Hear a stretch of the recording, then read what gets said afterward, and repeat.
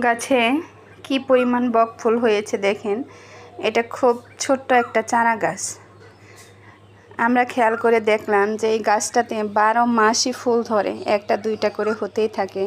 বেশ কয়েকদিন ধরে কয়েকটা ফুল ফুটতেছে, কিন্তু আসলে পারতেছি না যে একবারে পারবো। তারপর একজনকে দিব ওই আশা করেই। আজকে তো ঢাকায় চলে যাব, সেজন্য পেরে নিচ্ছি। তো এই যে বকফুলগুলো খুবই সুন্দর, আর আমরা কিন্তু বকফুল দিয়ে বড়া খাই। আপনারা কে কে খান কমেন্ট করে জানাবেন। আর যদি খেতে ইচ্ছে করে তাহলে চলে আসবেন আমার বাসায়। সারা বছরই তো হয়ে থাকে, আপনাদের সবাইকে খাওয়াইতে পারবো।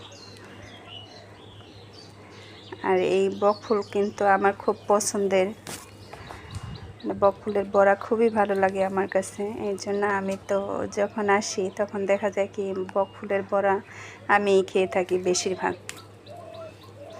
বাবা মা বাড়িতে থাকে, ওনারা তো সব সময় খায়। যখন আমরা ছেলে মেয়েরা বাড়িতে আসি তখন ওনারা একটু কমই খায়, আমাদেরকে বেশি করে খেতে দেয়, কারণ আমরা তো সব সময় পাই না।